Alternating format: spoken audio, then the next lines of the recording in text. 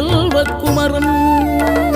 பொய்யான மயிலேறும் காட்சி எழியாவும் ஒளி வீசும் தெய்வாம்சமே பொய்யான என் வாழ்க்கை புவி மீது நிலையாக அருள் செய்ய வர வேணுமே நீ அருள் செய்ய வர வேணுமே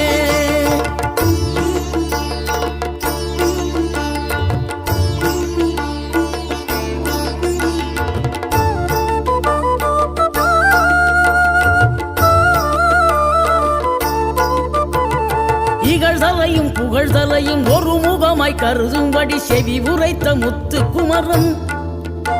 நீ வறுமையையும் வளமையையும் சமநிலையாய் உணரும்படி மதி கொடுத்த செல்வ